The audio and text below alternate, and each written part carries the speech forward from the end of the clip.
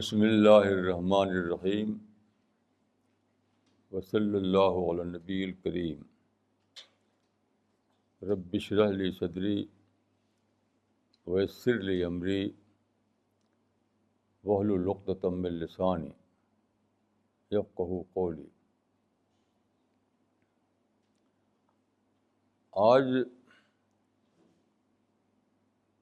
آج کا سبجیکٹ ایک سورہ ہے، یہ قرآن کی سورہ نمبر 103 یعنی العصر۔ قرآن میں دیکھیے 114 صورتیں ہیں، ان میں سے ایک ہے جو 103 نمبر جس کا ہے، اس کا نام ہے العصر۔ بہت چھوٹی سورہ ہے، تو اسی کے بارے میں اس وقت کچھ بات کہنا ہے انشاءاللہ۔ اس سورہ کے بارے میں کئی علماء نے یہ بات کہی ہے کہ اس چھوٹی سورہ میں سارا خلاصہ دین آ گیا ہے۔ مثلاً بہت بڑے عالم تھے امام شافعی، انہوں نے کہا لو تدبر الناس هذه السورة لوسعتهم، یعنی اگر لوگ صرف قرآن کے سورہ والعصر پر غور کریں، سوچیں، تو وہی ان کی گائیڈنس کے لیے کافی ہو جائے گا۔ اس سے آپ سمجھ سکتے ہیں کہ یہ سورہ کتنی زیادہ امپورٹنٹ ہے۔ یہ سورہ اس طرح ہے کہ والعصر ان الانسان لفی خسر الا الذین آمنوا وعملوا الصالحات وتواصوا بالحق وتواصوا بالصبر۔ اس کا ٹرانسلیشن یہ ہے کہ قسم ہے زمانے کی کہ انسان گھاٹے میں ہے۔ Time is a witness that man is in loss. سوا ان لوگوں کے جو ایمان لائے اور جنہوں نے اچھے اعمال کیے، عمل صالح کیا، اور انہوں نے آپس میں ایک دوسرے کو نصیحت کرتے رہے، حق کی اور صبر کی۔ یہ ہے سورہ۔ اب شروع سے دیکھیے، اس میں جو ہے کہ قسم ہے زمانے کی، تو قسم کا مطلب ہے گواہ، وٹنس۔ اس کا مطلب ہے کہ time is a witness that man is in loss. Time گواہ ہے، ٹائم شاہد ہے۔ تو ٹائم کیا چیز ہے؟ دیکھیے، ٹائم آپ جانتے ہیں کہ نام ہے ایک ایسے فنامنا کا جو پاسٹ سے پریزنٹ سے فیوچر کی طرف چلا جا رہا ہے، ایک گزرتا ہوا فنامنا جو برابر گزر رہا ہے۔ تو تاریخ بھی تو اسی میں بن رہی ہے۔ تاریخ کہاں بن رہی ہے؟ تاریخ کسی ٹائم کے اندر بن رہی ہے۔ History is a phenomena of time. تو اس کا مطلب یہ ہے ہسٹری از اے وٹنس۔ اس کا مطلب یہ ہوگا history is a witness that man is in loss. اب سوچیے کہ انسان گھاٹے میں ہے، اس کا مطلب کیا ہے؟ میں سمجھتا ہوں کہ یہ کوئی مسٹیریس بات نہیں ہے یا کوئی امبیگوس بات نہیں ہے۔ سارے لوگ جنہوں نے ہسٹری کا مطالعہ کیا ہے، جو ہسٹری کے بارے میں واقف ہیں، ان سب کا یہ ماننا ہے کہ ہسٹری میں نگیٹو آئٹم بہت زیادہ ہیں اور پازیٹیو آئٹم بہت کم ہیں. مثلاً بہت بڑا برٹش ہسٹورین تھا گبن، تو اس نے لکھا ہے کہ history is a little more than a register of crimes. History crime کے رجسٹر سے تھوڑا ہی سے زیادہ ہے. مطلب یہ ہے کہ زیادہ تر آئٹم تو کرائم کے ہیں، کچھ تھوڑے سے آئٹم ایسے ہیں جو اچھے کہے جا سکتے ہیں. یہ ہے پکچر ہسٹری کی. اسی کی طرف اللہ تعالیٰ نے اشارہ فرمایا کہ ہسٹری ایک لاس بن گئی انسان کے لیے. اب سوال یہ ہے کہ ہسٹری لاس کیوں بن گئی؟ اب آپ غور کیجیے کہ یہ انسان جو اس دنیا میں ہے اسی کے ساتھ اور بھی تو بہت ساری چیزیں ہیں. مثلاً مٹیریل ورلڈ ہے. آپ جانتے ہیں کہ star, planet, galaxy, solar system, mountain, ocean, یہ سارا مٹیریل ورلڈ ہے. وہاں پہ تو لاس کا فنامنا نہیں ہے. وہاں یہ کوئی نہیں کہتا کہ جو مٹیریل ورلڈ ہے وہ سب وہاں پر لاس ہی لاس ہے، سب برائی برائی ہے. سارے سائنٹسٹ جو مائکروسکوپ اور ٹیلیسکوپ سے اسٹڈی کرتے ہیں دنیا کا، وہ کہتے ہیں کہ کائنات بہت ہی زیادہ ویل ڈیزائنڈ ہے، ویل پلانڈ ہے، بہت میننگ فل ہے، کہیں بھی اس میں کوئی فلا نہیں.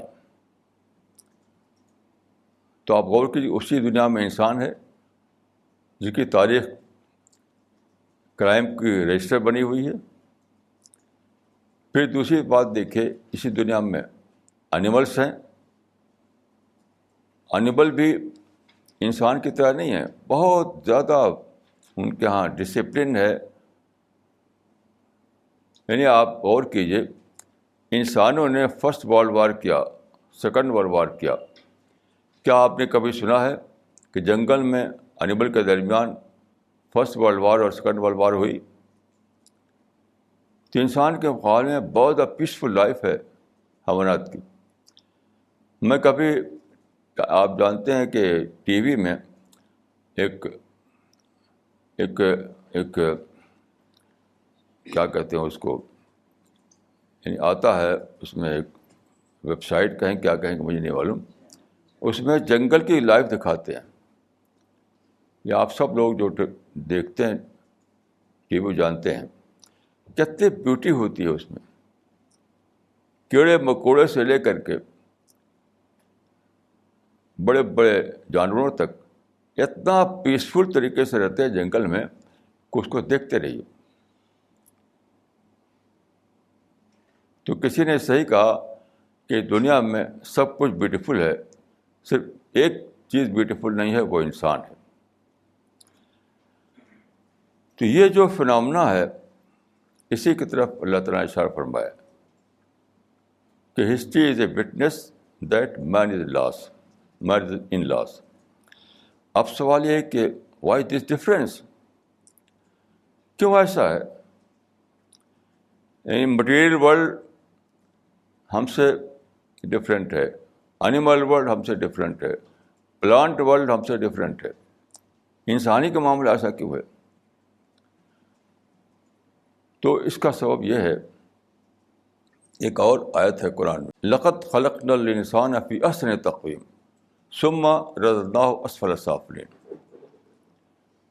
انسان کو ہم نے پیدا کیا بیسٹ کریشن کے طور پر، پھر اس کو ڈال دیا ہم نے بہت تھے یعنی برے حالات میں. یہ اس کا مطلب کیا ہے؟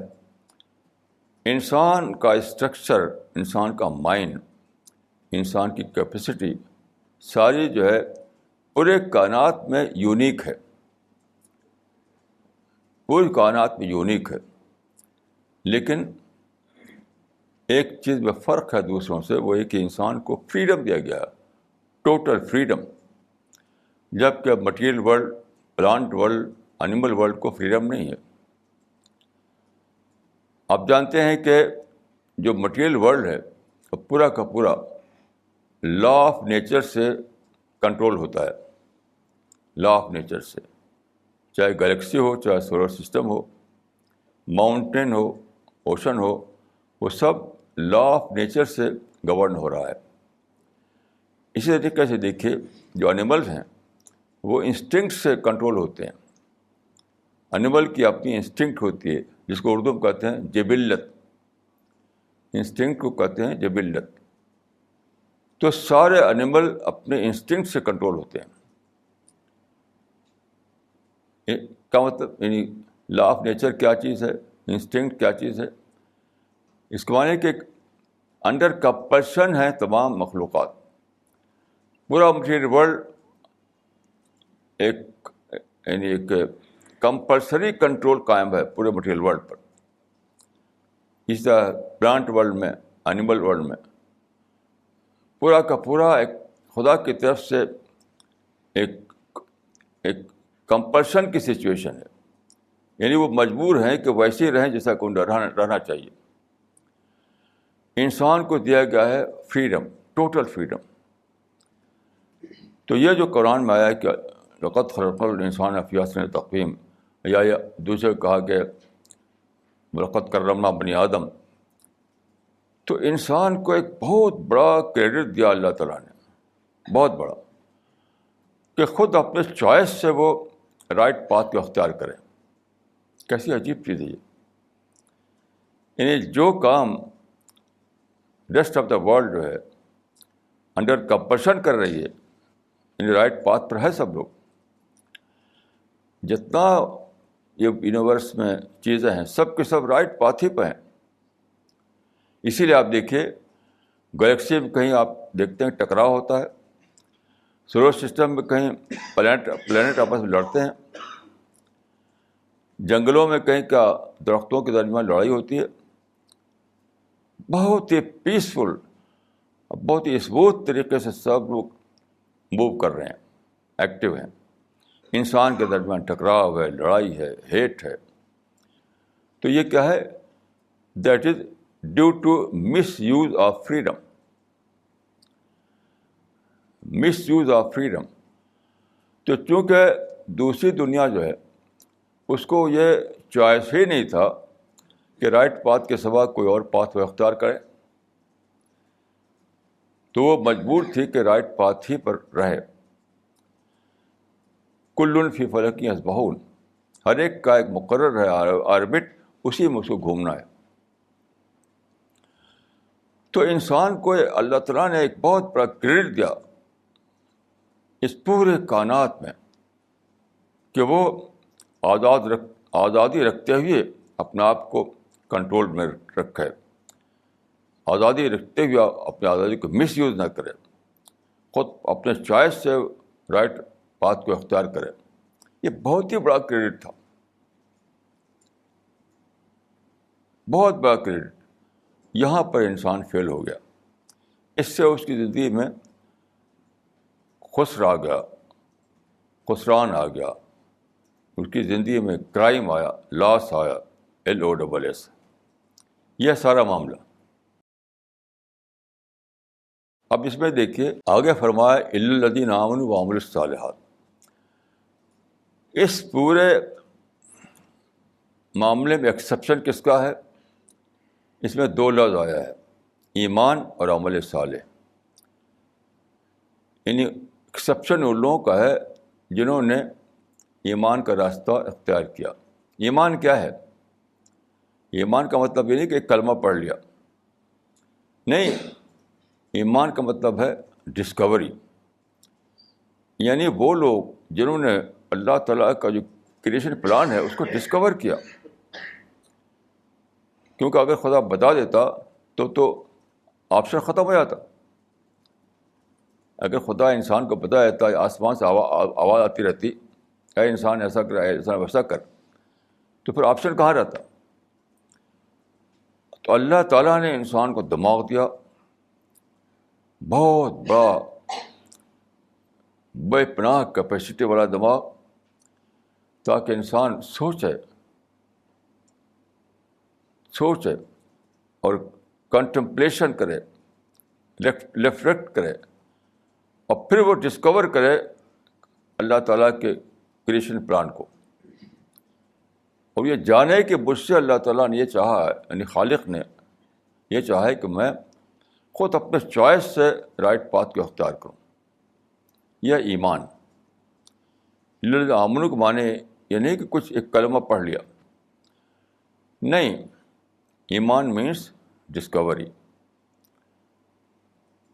تو ایکسیپشن کے لوگوں کا ہے, ایکسیپشن ان لوگوں کا ہے جنہوں نے اپنے مائنڈ کو ایکٹیو کیا, اپنے انٹلیکچوئل صلاحیتوں کو بیدار کیا, اور اللہ تعالیٰ کا جو کریشن پلان ہے اس کو ڈسکور کیا.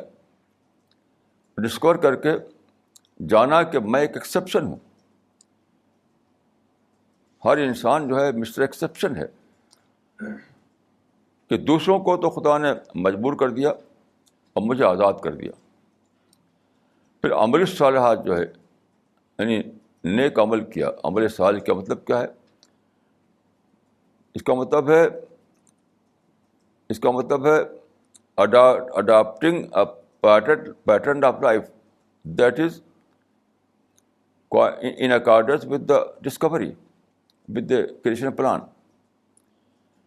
یعنی ایسے لائف اسٹائل کو اختیار کرنا جو ڈسکوری کے مطابق, کریشن پلان کے مطابق ہو, یہ مطلب ہے.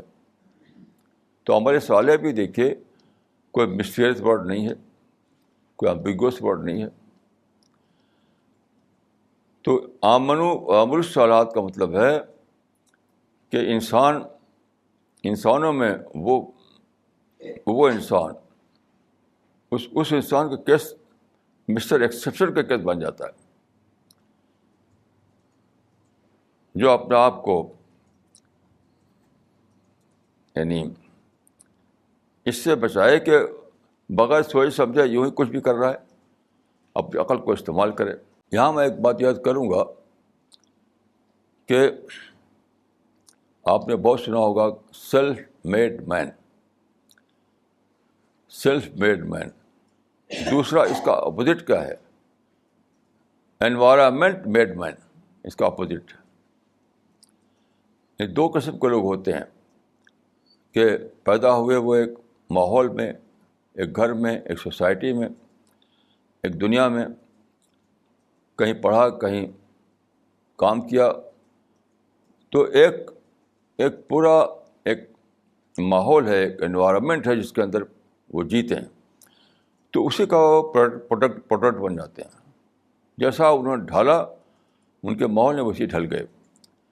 تو یہ وہ لوگ ہیں جن کو میں کہوں گا کہ وہ انوائرمنٹ میڈ مین ہے. وہ دوسرا انسان کون ہے؟ جو سیلف ڈسکوری پر کھڑا ہوتا ہے, وہ ہے سیلف میڈ مین. تو اس ٹرم کو لیں گے تو اب بہت کلیئر ہو جائے گی بات. گھاٹے میں وہ لوگ ہیں جو انوائرمنٹ میڈ بن گئے. ماحول نے ان کو جو سکھایا ہے وہی سیکھ گئے. ماحول نے جس راستے پہ چلنا کہا وہ چلنے لگے. ان کی ڈیزائر, ان کی لسٹ, ان کی خواہشیں جو چاہا وہ کرنے لگے. نہ عقل سے سوچا, اپنے نہ ریزن کو اپلائی کیا. تو وہ ہیں انوائرمنٹ میڈ مین. یہ ہیں گھاٹے والے. دوسرے وہ لوگ ہیں جنہوں نے خدا کی دی ہوئی عقل کو استعمال کیا اور پھر ان کو سچائی کی ڈسکوری ہو گئی. اس ڈسکوری پہ کھڑے ہوئے وہ صحیح معنوں میں وہی ہیں سیلف میڈ مین. یہ ہے مطلب آمنو وعملوا الصالحات کا. اس کے بعد دیکھیے یہاں میں ایک بات اور اس میں ایڈ کر دوں کہ یہ جو فرمایا کہ ساری تاریخ جو ہے کرائم کی تاریخ ہے، ساری تاریخ گھاٹی کی تاریخ ہے، تو اس پر میں سوچنے لگا کہ جس تاریخ کو ریفر کیا گیا یہاں، اسی تاریخ میں تو سارے پیغمبر پیدا ہوئے. قرآن میں ہے کہ ثم ارسلنا رسلنا تترا، لگاتار ایک کے بعد ایک پیغمبر اللہ کے آتے رہے.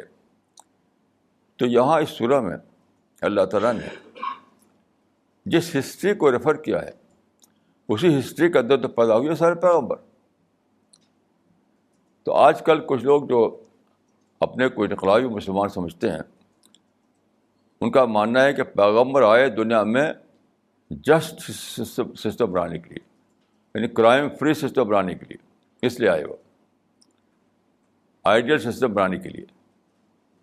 تو جب تاریخ کی پکچر یہ ہے تو اس کا مطلب دوسرا کیا ہوا؟ سارے پرافٹ فیل ہو گئے. کیسی عجیب بات ہے کہ سارے پرافٹ آئے اس لیے کہ وہ کرائم فری ورلڈ بنائیں. عملاً کیا ہوا کہ ساری تاریخ جو ہے کرائم سے بھر گئی. جس کا مطلب یہی تو ہوا نا کہ سارے پرافٹ فیل ہو گئے. تو یہ ایسا ہو سکتا ہے؟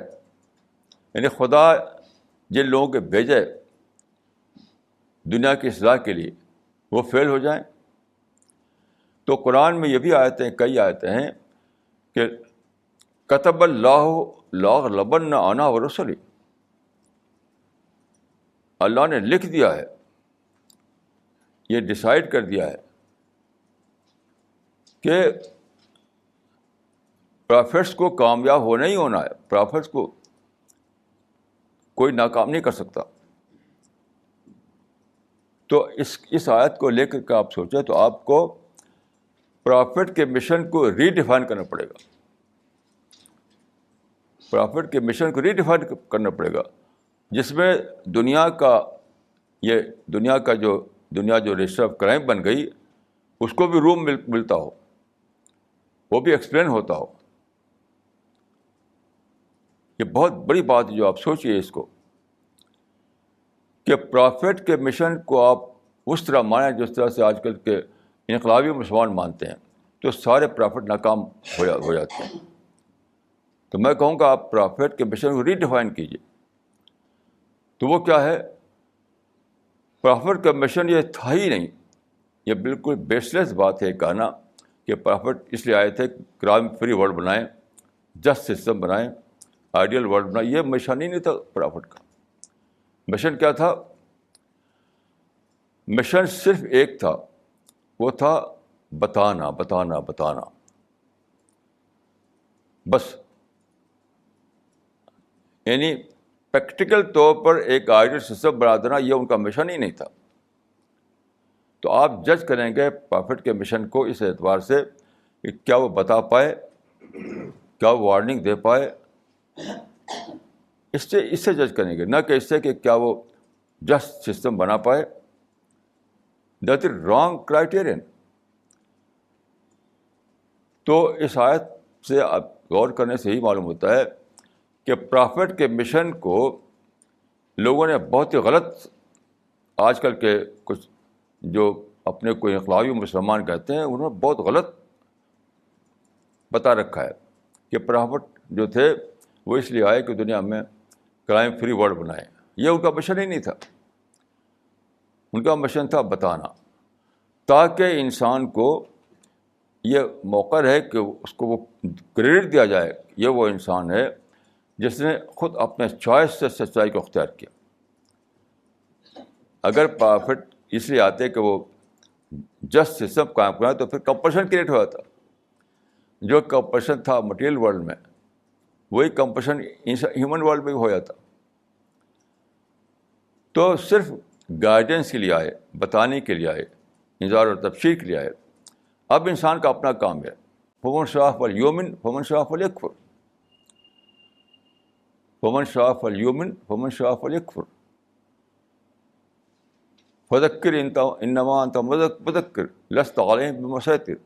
یعنی پیغمبر اس لیے نہیں آئے تھے کہ وہ لوگوں پر داروغہ بنے، لوگوں پر حاکم بنے، نہیں، وہ اس لیے آئے تھے لوگوں کو بتائیں بتائیں بتائیں بتائیں. تو جب پرافٹ کا یہ مشن آپ مانیں گے تب آپ پوری ہسٹری میننگ فل ہو جائے گی. یہ نہ بنائے تو پوری ہسٹری جو میننگ لیس بن جاتی ہے. تو یہ بہت ہی اہم پوائنٹ ہے، اس کو آپ کو سوچنا چاہیے. اچھا، اس کے بعد دیکھیے والعصر ان الانسان لفی خسر الا الذین آمنوا وعملوا الصالحات وتواصوا بالحق وتواصوا بالصبر. تواصو کہتے ہیں ایگزارٹیشن، یعنی سمجھانا بجھانا، کہنا سننا، آپس میں ایک دوسرے کی. تواسی عربی زبان میں اس کو کہتے ہیں مشارکت. عربی زبان میں یہ اس کو کہتے ہیں کہ باب تفاعل میں مشارکت ہے. جو لوگ عربی لفظ جانتے ہیں وہ سمجھیں گے اس بات کو کہ عربی اصول کے مطابق باب تفاعل میں مشارکت ہوتی ہے. تو تواسو باب تفاعل سے اس کا مطلب یہ ہوا کہ آپس میں ایک دوسرے کو اچھی اچھی باتیں بتانا، نصیحت کی باتیں بتانا، یعنی کہ میوچول ایگزارٹیشن. تو یہاں بھی کچھ تفسیروں میں نے پڑھا کہ اس میں یہ نکال لیا ہے کہ باطل کہیں ہو تو وہاں جا کر اس کو مٹانے کے لیے کھڑے ہو جائیں. اس سے کوئی تعلق ہی نہیں. دیکھیے تواسی جو ہے ایک انٹرنل حکم ہے، ایکسٹرنل حکم ہے نہیں. وہ آپس میں ایک دوسرے کو سمجھانا بجھانا، باہر جا کے جھنڈا اٹھانا، باہر جا کے لڑائی کرنا کہ ہمیں وہ کرنا ہے، یعنی ہمیں اسلامی نظام قائم کرنا ہے، یہ بالکل بیس لیس بات ہے، بیس لیس بات ہے. یہ بات آگے اور واضح ہوتی ہے. دیکھیے وتواصوا بالحق وتواصوا بالصبر. اگر یہ سو کال انقلابی تفسیر صحیح ہوتی ہے نا تو یہاں کیا ہوتا؟ وتواصوا بالحق وتواصوا بالجہاد.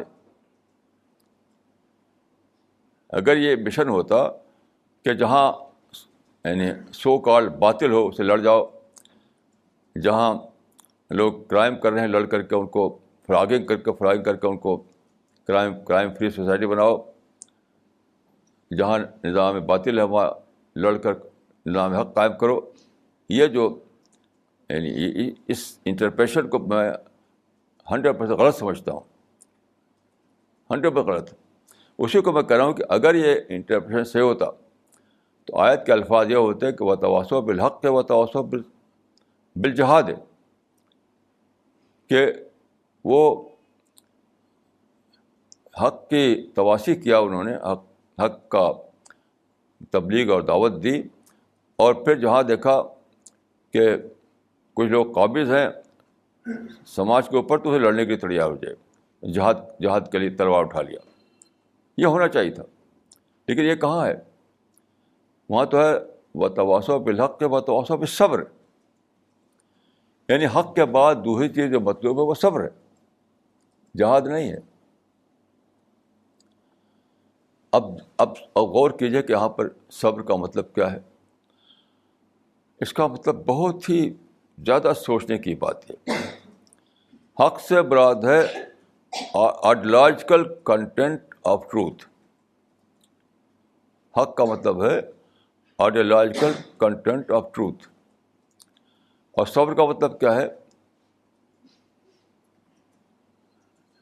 Practical content of truth. تو یہاں فرق کیا قرآن نے، یعنی جہاں تک نظریے کی بات ہے، آئیڈیالوجی کی بات ہے، وہاں پر آپ پورے معنوں میں آپ کو سچائی پہ کھڑے ہونا ہے. آپ کی سوچ، آپ کا انٹلیکچوئل، آپ کا تھنکنگ پروسیس، آپ کی انٹلیکچوئل لائف، یہ پورے معنوں میں حق پر ہو. حق سے ایک ذرہ برابر ہٹی ہوئی نہیں ہو. But when comes the society, you have to adopt patience. یہ کیسی عجیب بات ہے کہ حق کے معاملے میں معیار پسند بنو اور عملی معاملے میں صبر پسند بن جاؤ. یہ بہت عجیب تعلیم ہے اسلام کی کہ حق کے معاملے میں نہیں، مطلب نظریے کے معاملے میں، نظریے اور آئیڈیالوجی کے معاملے میں معیار پسند اور عمل کے معاملے میں صبر پسند. کیونکہ آپ دیکھیے، آپ ایک سوسائٹی میں رہنا پڑتا ہے. آپ کو سوسائٹی میں ہر قسم کے لوگ ہیں، سب کو فریڈم آف چوائس ملا ہوا ہے. تو لوگ آپ کے رائے کے پابند نہیں ہیں، وہ مس یوز کریں گے اپنی آزادی کا. It is miss use of freedom that creates all those problems. Crime کیا ہے؟ وہ ہے مس یوز آف فریڈم کا رزلٹ جو ہے اسی کا نام ہے کرائم. انجسٹس کیا ہے؟ کرائم، انجسٹس، کرپشن، جو بھی چیزوں کو آپ ایول سمجھتے ہیں، all kind of social evils are not but result of misuse of freedom. تو اس کا معنی ہے کہ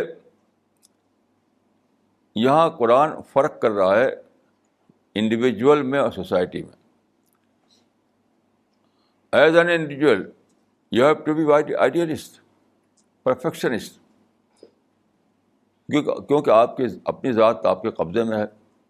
آپ جس طرح چاہے سوچیں، جس طرح چاہیں اپنے مائنڈ میں تھنکنگ پروسیس جاری کریں، اس میں تو کوئی پابندی نہیں ہے. تو آپ کو چاہیے کہ اپنے مائنڈ کے سطح پر، اپنی سوچ کی سطح پر آخری حد تک معیار پسند بنیں، آخری حد تک آئیڈیلسٹ بنیں، آخری حد تک پرفیکشنسٹ بنیں. لیکن جب آپ سوسائٹی میں داخل ہوں گے تو آپ پائیں گے کہ وہاں پر لوگ طرح طرح کے لوگ ہیں. وہاں کرپشن بھی ہے، وہاں فساد بھی ہے، وہاں ہیٹ بھی ہے، وہاں انجسٹس بھی ہے. تو آپ کیا کرنا ہے؟ اگر آپ جھنڈا اٹھائیں اور اپنی ذمہ داری یہ لیں کہ آپ کو لڑ کے سب کو جسٹس پہ لانا ہے، تو کیا ہوگا؟ فساد ہوگا، انارکی آئے گی، لڑائی ہوگی. تو وہ اسلام کا طریقہ نہیں ہے. اسلام کا طریقہ یہ ہے کہ آپ لوگوں سے پیسفل طریقے سے پرسویٹ کیجیے. اسلام کا طریقہ یہ ہے کہ اگر آپ دیکھیں کہ سوسائٹی میں ایول ہے تو آپ کو کیا کرنا ہے؟ آخری حد تک پیسفل رہ کر کے، آخری حد تک پیسفل رہ کر کے، اب بہت ہی خیرخواہی کے ساتھ، نرمی کے ساتھ لوگوں کو پرسویٹ کیجیے. لوگوں سے کہیے، سنیے، لوگوں کو سمجھائیے، بجھائیے. اور اگر لوگ نہیں مانتے آپ کی بات تو پھر آپ کے لیے کیا آپشن ہے؟ صبر، پیشنس. لڑائی نہیں ہے. اگر لڑائی ہوتی ہے تو آیت اس طرح ہوتی ہے کہ وتواصوا بالحق وتواصوا بالجہاد ہے. وہ تو ہے نہیں. ایک بات بہت زیادہ اہم ہے یاد رکھیں کہ وہ یہ کہ اسلام میں ہرگز جہاد برائے اقامت نظام نہیں ہے. جو ایسا کہے وہ بیس لیس بات کہتا. جہاد اسلام میں صرف for the sake of defence ہے. یعنی اس کو اچھی طرح سمجھ لیجیے کہ جہاد اسلام میں for the sake of defence ہے. جہاد اسلام میں for the sake of eradication of evil نہیں ہے، جیسا کہ لوگوں نے سمجھ رکھا ہے. ایول کو ایریڈیکیٹ کرنا یہ آپ کے بس میں نہیں، ناممکن بات ہے. تو ناممکن کا ٹارگیٹ اسلام نہیں دے سکتا تھا آپ کو. تو بات کیا ہوئی؟ بات یہ ہوئی کہ آپ سچائی کو ڈسکور کریں اپنی زندگی میں سچائی کو اختیار کریں. اپنی سوچ، اپنے بول بات، اپنی ڈیلنگ، اپنے بیہیویئر میں آپ اپنی ڈسکوری کے مطابق سچائی پر قائم ہو جائیں. لیکن جب معاملہ ہے جہاں تک سوسائٹی کا ہے، دوسرے لوگوں کا ہے، وہاں پر آپ کے لیے صرف یہ ہے آپشن کہ آپ ان کو پرسویٹ کرنے کی کوشش کریں. بس پرسویٹ کرنے سے اگر وہ بات نہیں مانتے ہیں تو آپ کا کیا دوسرا آپشن ہے؟ وہ ہے پیشنس، یعنی صبر. پیشنس بھی دیکھیے کوئی پیسیو یا نگیٹو بات نہیں ہے. پیشنس کا مطلب کیا ہے؟ پیشنس کا مطلب ہے کہ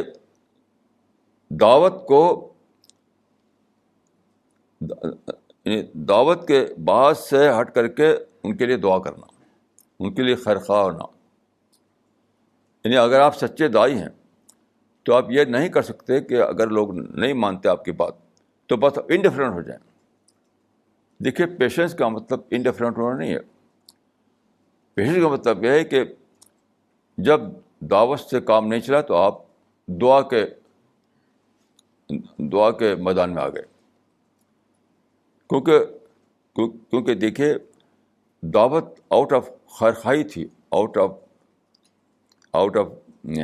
ویل وشنگ تھی. تو کیا کوئی ویل وشر ایسا کر سکتا ہے؟ کوئی ماں ایسا کر سکتی ہے کہ اس کا بچہ اس کے کہنے سننے سے نہ مانے تو بس انڈیفرنٹ ہو جائے؟ وہ کیا کسی ایسی ماں کو جانتے ہیں آپ کہ ماں نے اپنے بچے کو سمجھایا بجھایا، بچہ نہیں مانا تو اس کے بعد ماں انڈیفرنٹ ہو گئی؟ یہ ناممکن ہے. وہ اور تدبیر سوچے گی اب کیا کرنا ہے، اب کیا کرنا ہے. تو دائی کبھی بھی انڈیفرنٹ نہیں ہو سکتا ہے. تو پیشنس کے معنی انڈیفرنٹ ہونا نہیں ہے. پیشنس کے معنی یہ ہے کہ اب تک آپ دعوت کر رہے تھے، اب دعا کریں. اب تک آپ دعوت کر رہے تھے، آپ سوچیں. اب تک آپ دعوت کر رہے تھے، اب آپ پلاننگ کریں. اب تک آپ دعوت کر رہے تھے، اب آپ کمرے میں بیٹھ کر کے سوچیں کہ اب اور کیا کرنا ہے، اور کیا کرنا ہے. یعنی فردر پلاننگ کے بارے میں سوچنے لگے آپ پیسفل طریقے سے. تو یاد رکھیے یہ مطلب ہرگز نہیں ہے پیشنس کا کہ دعوت دیا آپ نے، لوگوں نے بات نہیں مانی تو بس اب غصے ہو کر چلے گئے. ایک بہت ہی عجیب بات قرآن مجید میں ایک مثال ہے، بہت ہی عجیب مثال، وہ اس کو واضح کرتی ہے. ایک پیغمبر تھے جن کا نام ہے یونس. وہ آئے تھے نینوا میں. تو انہوں نے دعوت دی، ان کی جو قوم تھی اس میں انہوں نے دعوت دی. قوم نے ان کی دعوت پر پازیٹیو ریسپانس نہیں دیا شروع میں. تو کیا ہوا؟ قرآن میں ہے کہ اس ذہب مغاضباً، ان کو غصہ آ گیا. قرآن کے الفاظ جو ہیں بتاتے ہیں کہ وہ قوم سے غصہ ہو گئے. اس ذہب مغاضباً فضن اللہ نقدر علیہ، کہ انہوں نے دعوت دی. جب قوم نے نہیں مانا تو غصہ ہو کر قوم کو چھوڑ کے چلے گئے. اس کے بعد کیا ہوا؟ اللہ تعالیٰ نے ان کے اس فعل کو قبول نہیں کیا.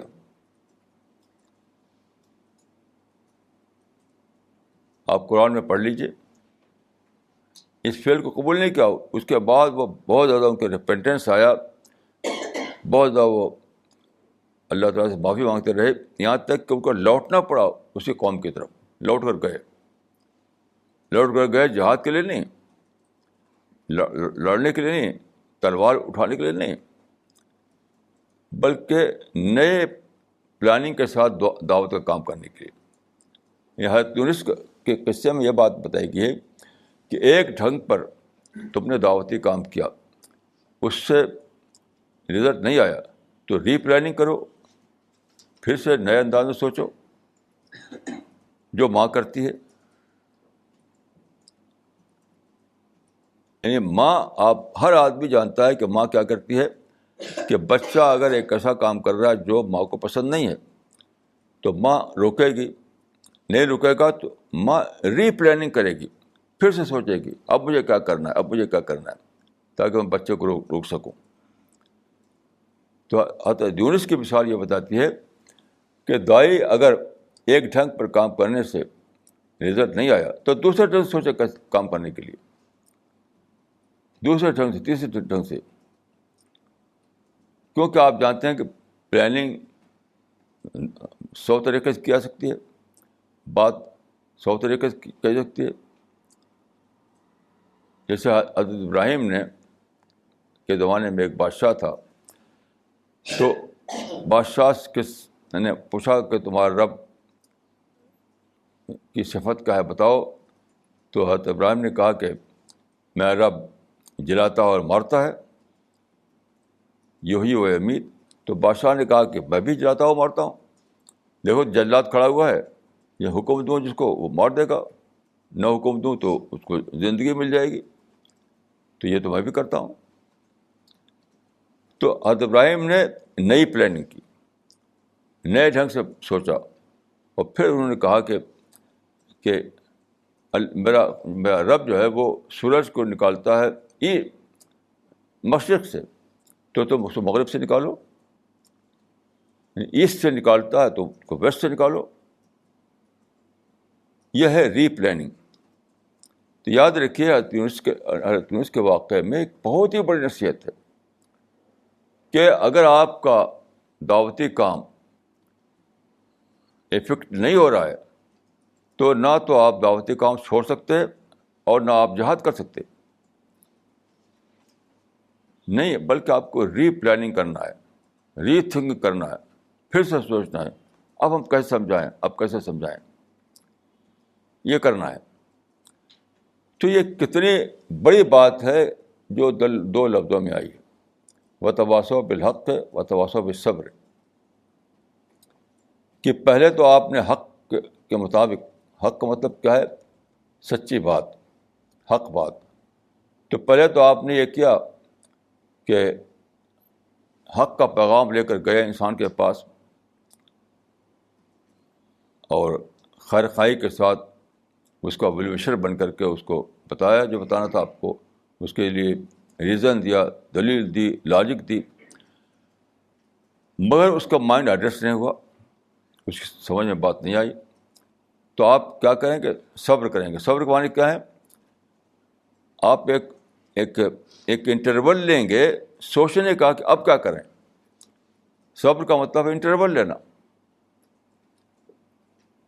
صبر کا مطلب ہے انٹرول لینا. سوچیں گے سوچیں گے سوچیں گے، اب پھر جا کر کے نئے ڈھنگ سے آپ اپنی بات کہیں گے، نئی دلیل، نئی لاجک، نیا اسٹائل، نیا اسلوب، اس طریقے سے کریں گے آپ. یہ مطلب ہے اس کا. تو یہ دیکھیے کہ ایک چھوٹی سورہ میں کتنی بڑی بات کہی گئی ہے.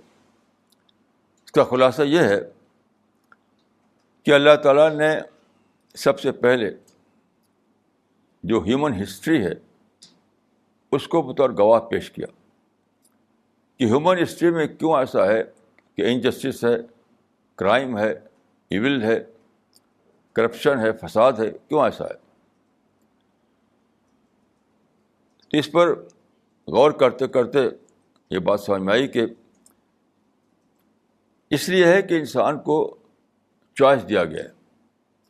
یعنی یہاں پر جو کہا جاتا ہے in comparison that we understand, تو کمپیئر جب کیا آپ نے مٹیریل ورلڈ سے، پلانٹ ورلڈ سے، اینیمل ورلڈ سے، تب بات سمجھ میں آئی کہ دوسروں کو چونکہ چوائس نہیں ہے اس لیے وہاں سب معاملہ ٹھیک ٹھاک ہیں، لیکن انسان کو چوائس ہے تو مس یوز کر کے انسان بات کو بگاڑ دیتا ہے، ایول کی طرف چلا جاتا ہے. تو یہاں پر اللہ تعالیٰ نے بتایا کہ یہ جو انسانی زندگی میں جو بگاڑ ہے وہ انسان کا، وہ اس لیے ہے کہ انسان یعنی غلط چوائس لیتا ہے، غلط چوائس لیتا ہے. اس کے بعد یہ فرمایا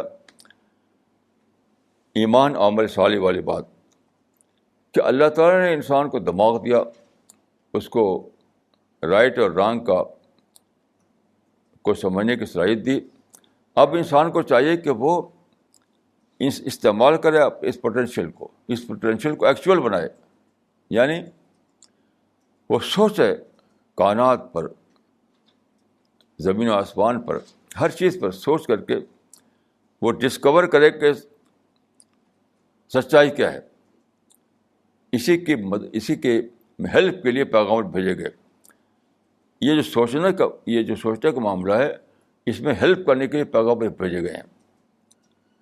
پیغمبر اسی لیے آئے کہ آپ کو ہیلپ کر کے بتائیں کہ یہ ہے سوچنے کا صحیح طریقہ, رائٹ ڈائریکشن میں آپ کی سوچ چلے, اسی کے لیے پیغمبر بھیجے گئے, کمپلشن کریٹ کے لیے نہیں. کوئی پیغمبر اس لیے نہیں آئے کہ آپ کو مجبور کرے کہ آپ صراط مستقیم پر چلیں. نہیں, یہ نہیں تھا مشن پیغمبروں کا. پیغمبروں کا مشن یہ تھا کہ وہ جسے سائن پوسٹ ہوتا ہے اسی طرح سے وہ آپ کو بتائیں, رائٹ ڈائریکشن دیتے رہیں آپ کو. تو جو لوگ کے اس سے فائدہ اٹھائیں, انہیں پیغمبروں کے گائیڈنس سے, اپنی سوچ سے, اپنے دماغ کو ایکٹیو کر کے ڈسکور کر لیں سچائی کو. سچائی کا مطلب ہے خدا کے کریشن پلان کو. تو دوسرا مرحلہ کیا ہے؟ وہ ہے عمل صالح کا, یعنی اپنی زندگی کو, اپنی پریکٹیکل لائف کو اس پر ڈھالنا, اپنی پریکٹیکل لائف کو اس پر ڈھالنا, یہ ہے کام. لیکن جب آدمی کو سچائی ملتی ہے تو وہ سچائی جو ہے ایسی نہیں کہ بس اندر پڑی رہے, وہ باہر آتی ہے, وہ متعدی ہوتی ہے. تو جب باہر آئے گی تو آپ دوسرے انسانوں تک بھی بات پہنچانا چاہیں گے. یعنی دعوت یا تبلیغ کیا ہے؟ اندر کی کیفیت کا باہر آنا, اندر کی اسپرٹ کا باہر آنا. تو سمجھائیں گے, بتائیں گے, لیکن اس کی لمٹ ہے. آپ کبھی بھی تشدد تک نہیں جائیں گے, کبھی بارش تک نہیں جائیں گے, کبھی بھی لوگوں پر کوئی کمپلشن کریٹ نہیں کرنے کی کوشش کریں گے. سمجھائیں گے, پرسویٹ کریں گے. اور جب آپ دیکھیں گے کہ انسان نہیں مان رہا, کچھ لوگ مان لیں گے آپ کی بات کو, لیکن کچھ لوگ نہیں مانیں گے, تو جن لوگوں نے آپ کی بات کو نہیں مانا ہے ان کے معاملے آپ کو کیا کرنا ہے؟ صبر. صبر کا مطلب کیا ہے؟ صبر کا مطلب یہ ہے اپنی اسٹریٹجی کو بدلنا, اپنی پلاننگ کو بدلنا. یعنی جو ورک پلیس سے ہٹ کر کے سوچنا کہ اب کیا کریں, اب کیا کریں, اب کیا کریں. تو یہ ہے پوری یعنی زندگی کی اسکیم جو قرآن کی اس سورہ میں بتائی گئی ہے. تو کتنا صحیح کہا حضرت امام شافعی نے کہ لو تدبر الناس هذه الآية لوسعتهم, لو تدبر الناس هذه السورة لوسعتهم. اگر لوگ اس ایک سورہ پر, قرآن کی ایک سورہ پر غور کریں تو وہی ان کی ہدایت کے لیے کافی ہو جائے. تو کتنے صحیح بات یہ ہے, کتنا زیادہ صحیح بات یہ ہے. تو اللہ تعالیٰ کی دیکھیے یہ بھی ایک اسکیم ہے کہ اللہ تعالیٰ کی طرف سے جو کتاب آئی ہے قرآن, آپ اس میں دیکھیے, اس میں کہیں بھی آپ ڈیٹیل نہیں پائیں گے. اسی سورہ میں جو میں نے آپ کو پڑھی, ڈیٹیل کہاں ہے؟ یہ کوئی بھی ڈیٹیل نہیں ہے, صرف بیسکس ہے اس کے اندر, ڈیٹیل نہیں ہے. یہ کیوں ہے ایسا؟ یہ بھی اسی لیے کہ آپ کے مائنڈ کو, جس کو اردو میں کہتے ہیں مہمیز کرنا, آپ کے مائنڈ کو ایکٹیو کرنا. اگر ایک ایک بات بالکل انسائکلوپیڈیا کی زبان میں ایک ایک بات کی ڈیٹیل آ جاتی ہے قرآن مجید میں, تو آپ کو کرنے کچھ کام ہی نہیں رہتا. انسائکلوپیڈیا کے طریقے سے آپ کو اگر ہر بات کی ڈیٹیل قرآن میں بتا دی جاتی تھی تو آپ کا مائنڈ کیا کرتا؟ تو قرآن میں بیسکس ہیں، ڈیٹیل نہیں ہے، تاکہ آپ اس کو ایڈ کریں، اس کو ایلابریٹ کریں. قرآن کے باتوں کو ایلابریٹ کرنا آپ کے مائنڈ کا کام ہے. تو گویا کہ اللہ تعالیٰ کی اسکیم یہ ہے کہ آپ کا مائنڈ خوف ایکٹیو ہو.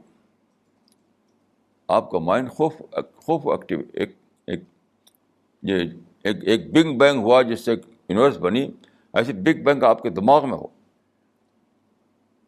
اگر قرآن میں ساری باتیں موجود ہوتی تو کیسا ممکن تھا کہ انٹلیکچوئل بگ بینگ کا واقعہ پیش آئے، آپ مائنڈ کو جھٹکا لگے، آپ سوچیں، آپ کے برین میں اسٹارمنگ ہو. یہ سب کیسے ہوتا؟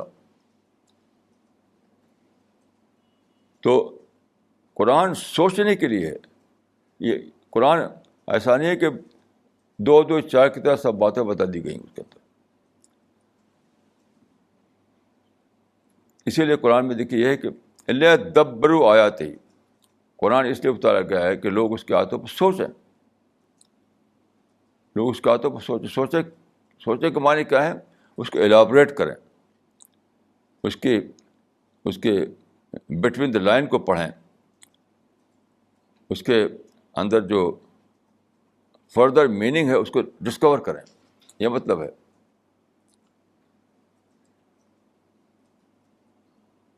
ارتھمیٹک میں کوئی چیز ڈسکور کرنے کا نہیں ہوتی. وہاں تو 2 مل کے 4، 4 مل کے 8، 8 مل کے 16. اس میں آپ کیا نئی باتیں کیا ڈسکور کریں گے؟ لیکن یہ جو ہے، یعنی جو مذہب کا معاملہ ہے، جو دین کا معاملہ ہے، وہاں قدم قدم پر آپ کو ڈسکور کرنا ہے. آپ کو اپنے دماغ کو استعمال کرنا ہے.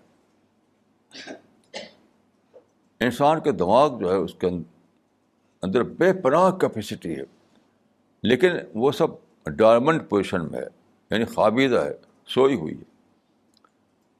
تو اس کو بیدار کرنا ہے. یہ سوئے ہوئے ذہن کو بیدار کرنا. وہ کیسے ہوگا؟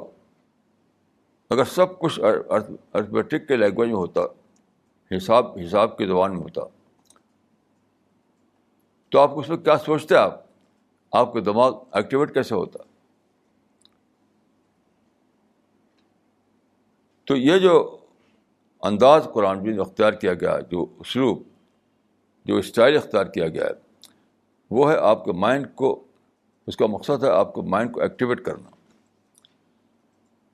اور دیکھیے ایک بات یہ ہے، آپ جس کو کہ آپ یقیناً اس کو آپ سمجھتے ہوں گے، کہ جب کوئی آدمی کسی ایک بات کو خود ڈسکور کرتا ہے تو اس کی ویلیو بہت زیادہ ہوتی ہے اس کے لیے.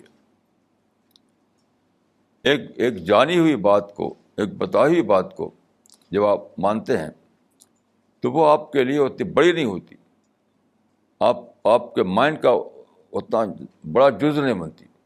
آپ کو اتنا زیادہ ایکٹیویٹ نہیں کرتی، آپ کے اندر اتنا زیادہ بھونچال نہیں لاتی. لیکن جب آپ کوئی چیز خود ڈسکور کریں، خود سوچتے تو وہی ہوتا ہے جو مشہور جو واقعہ ہے گریک فلاسفر کا، کہ اس کو ایک لا دریافت ہو گیا.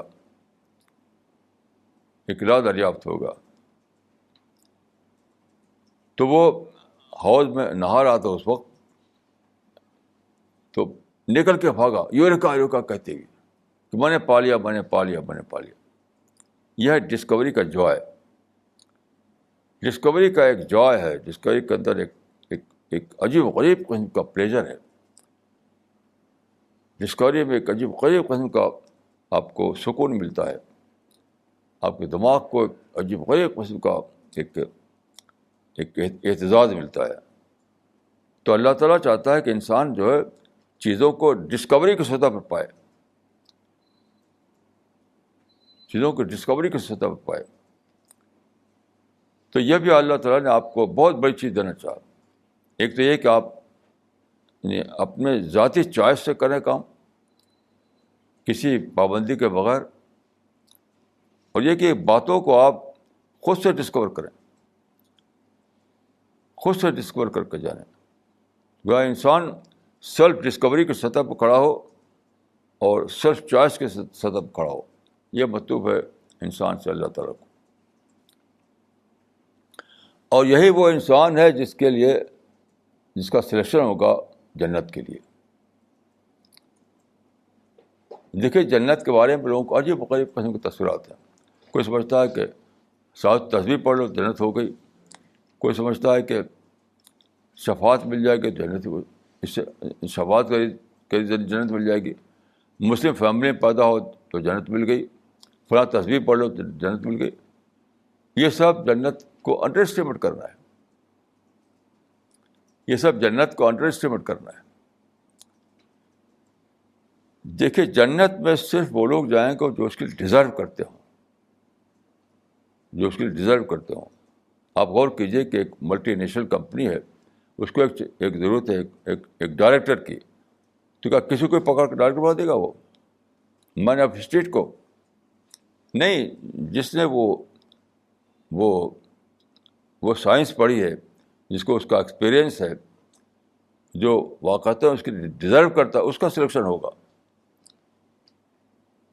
تو کیا آپ سمجھتے ہیں کہ ملٹی نیشنل میں ایک آدمی کا ایک جاب دیا جاتا ہے، اس سے بھی کم درجہ ہے جنت کا کہ کسی کو بھر دو بھیڑ بکری کے طریقے سے؟ جنت بہت ہی ریفائنڈ جگہ ہے، بہت ہی غیر معمولی جگہ ہے. تو اسی کے لحاظ سے انسان چاہیے.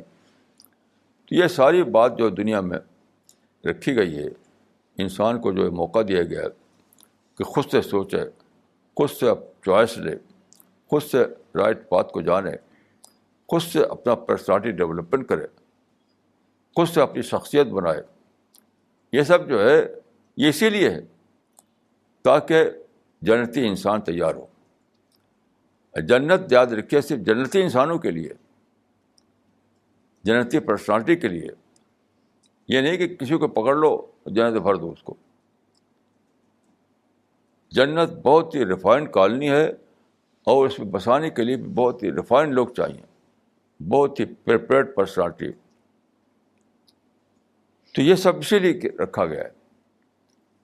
یہ سارا جو اللہ تعالیٰ کا جو پلان ہے انسان کے ساتھ، ان سب کا آخری جو مدعا ہے، آخری جو مقصد ہے وہ یہی ہے کہ وہ انسان تیار ہوں جو جنت میں کے ریفائنڈ کالونی میں رہنے کے قابل ہوں. بہت ہی ریفائنڈ کالونی، بہت ہی زیادہ پرفیکٹ کالونی، بہت زیادہ آئیڈیل کالونی. تو وہاں پر بسنے والے انسان اللہ تعالیٰ کو درکار ہیں.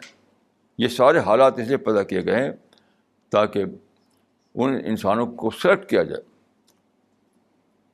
ان انسانوں کو منتخب کیا جائے. تو یہ ایک سلیکشن گراؤنڈ ہے یہ دنیا. اللہ تعالیٰ کی طرف سے فرشتے واچ کر رہے ہیں لوگوں کو، ہر آدمی کے ریکارڈ تیار کر رہے ہیں. اور آخرت میں یہی ہوگا کہ جو لوگ ڈیزرو کرتے ہوں گے ان کو سلیکٹ کر کے جنت میں داخل کر دیا جائے گا، جنت میں بسا دیا جائے گا. تو ہم آپ کو جو قرآن میں ہے کہ ولی مثل ھذا فلیعمل العاملون، تو یہ ہے وہ چیز جس کے لیے انسان عمل کرے، یہ وہ چیز جس کے لیے انسان عمل کرے.